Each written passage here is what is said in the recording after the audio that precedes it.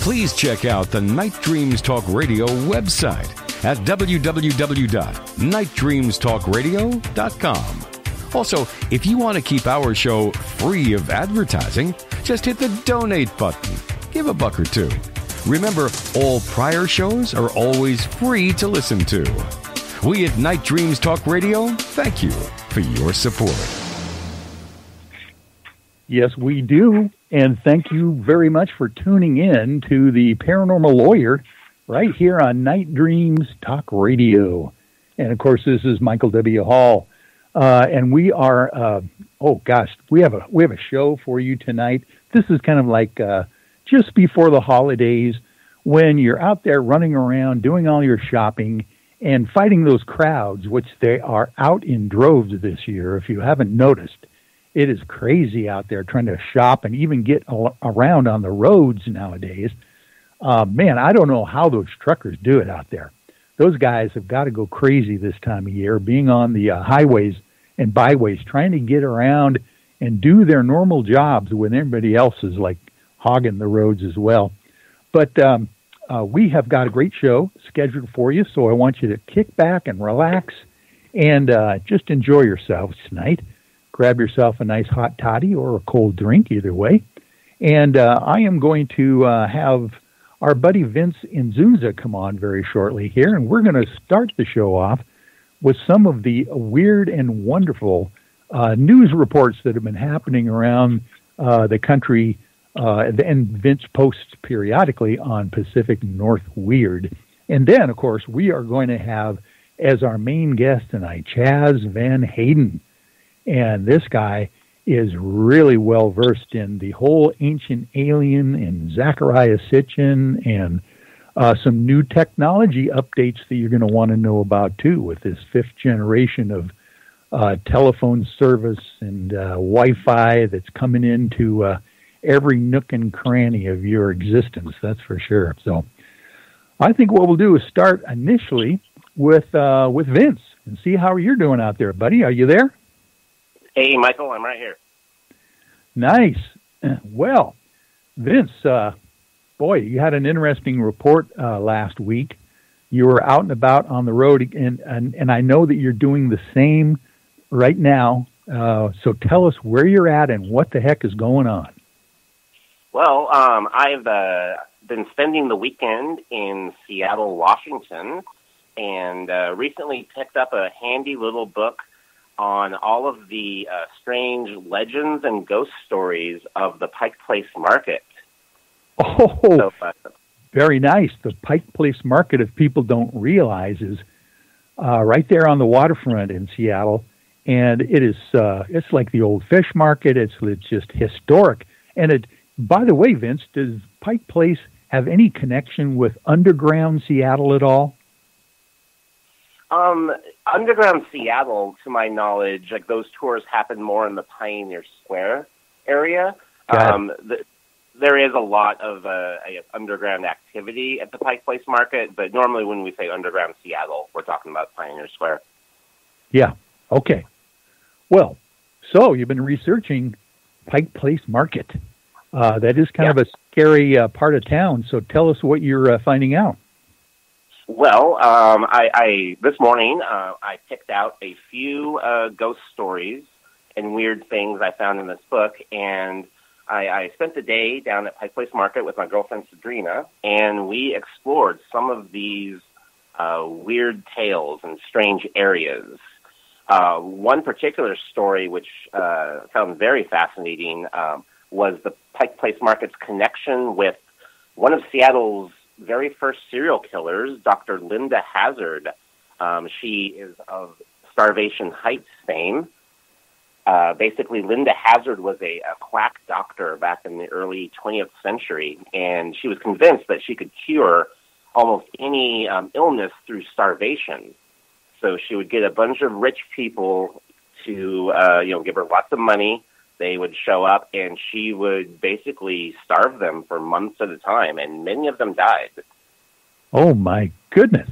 And no, this was like a supposed treatment for what ails you, to get rid of that food out of your system, huh?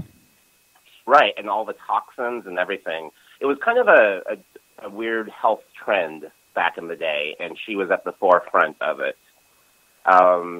The connection to Pike Place Market in particular has to do with this rather nefarious arrangement that she had with Seattle's very first mortuary, which was in the Pike Place Market district.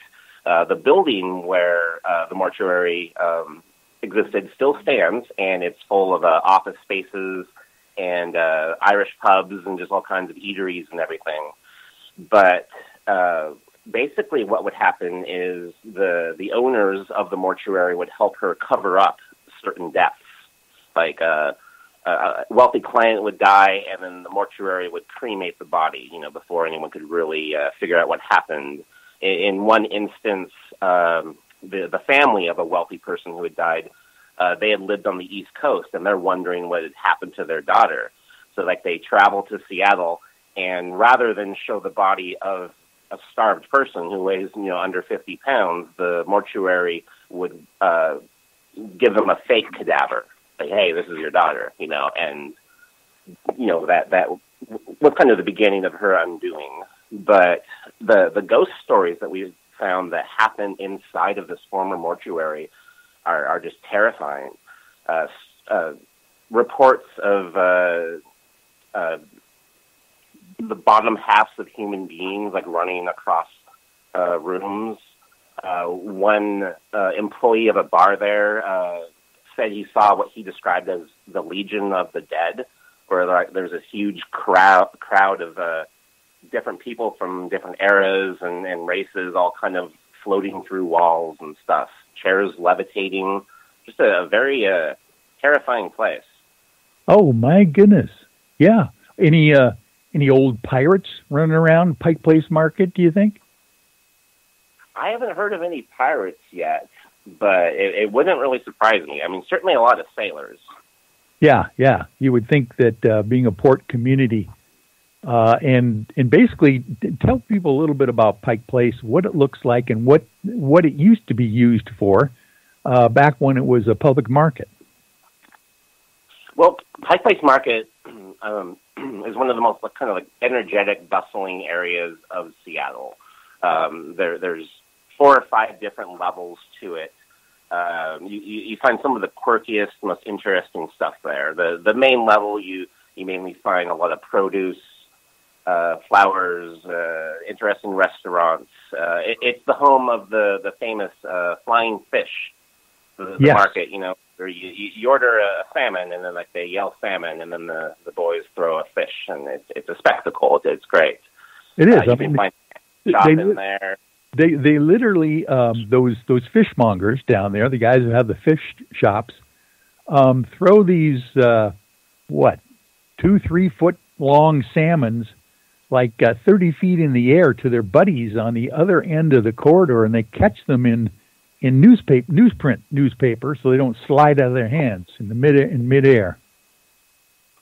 Yes, and sometimes they have a little bit of fun with the crowd. They'll I believe they have a plush, a stuffed fish, a little toy, and they'll throw it at someone unsuspecting, and then they'll freak out that it's just a half a pound little piece of toy. Yeah, it is kind of a carnival atmosphere down there, isn't it? Yeah, absolutely. I find it very relaxing and comforting, actually. Yeah, and you can buy all sorts of exotic coffees down there, and food, and the freshest produce and fish and meats that you'll ever see in your life.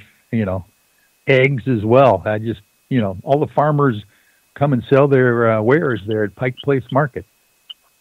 Yeah, and it's been around for such a long time that you go there and you can feel the history. You can feel the ghosts.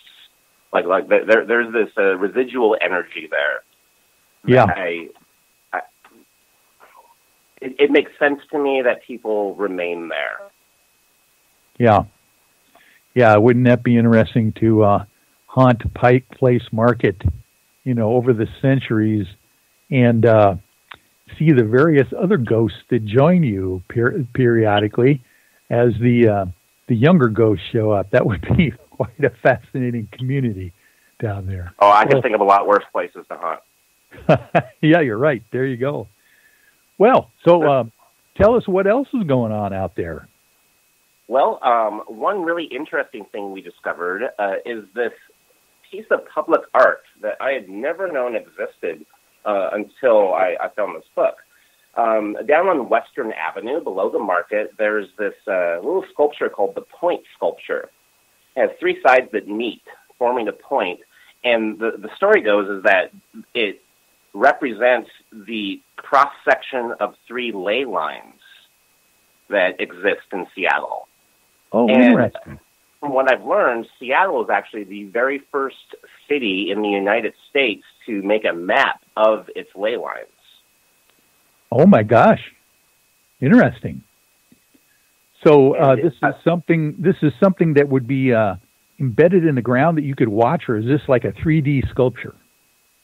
It's a stone sculpture, and it has some kind of a crystalline rocks on the side, and like what you're supposed to do is rub your hands on the white crystals, and then put your hands on the point of the sculpture, and you're supposed to basically tap into the energy of these metaphysical ley lines, and it cleanses you. And probably a much better idea to do that than starve yourself. You want to clear yourself of toxins. Yeah, exactly. Oh, that's interesting. I didn't know that Seattle. Well, of course, Seattle has always been progressive. I would imagine. First of all, people literally had to come around the horn to get here. In these sailing ships to get up to the Pacific Northwest at all, and to come into this general area. Obviously, those folks were navigators. They knew about the stars. They knew about the idea of ley lines. And it's fascinating that they actually charted those sometime. And was this the founding fathers, or were these like visitors that were doing this, do you think? It's a group called, I believe, GeoCities, or that's the website, I believe, that has tracked these. I'm not sure on the particular group that first started this, but yeah, Seattle's a very outside the box type of place, and I think the fact that it was the first city to document or map the ley lines, that's just further evidence to how to the quirky magic of this area. Yeah.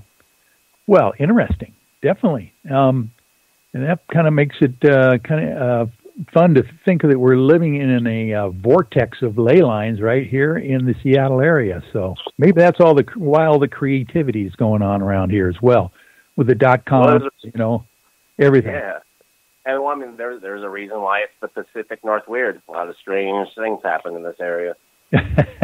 That's right, your home turf. Well, so now you've been traveling. I've seen the posts that you've made. With the Bigfoot, exhibits, and with the really cool memorabilia that you've been able to get out of some of the thrift shops that you've been to lately that are paranormal and weird. Do you want to relate to some of those for the folks? Yeah, absolutely. So, Bigfoot especially is a very commodified topic. The most popular cryptozoological creature out there. So, you go to Archie McPhee's, for instance. It's a quirky, cool store in the Seattle area, and you can get Bigfoot Band-Aids and all kinds of things. And I like that stuff, but what brings me the most pleasure is to find one-of-a-kind Bigfoot items that existed, that were made in the 1980s and prior. Recently, I got a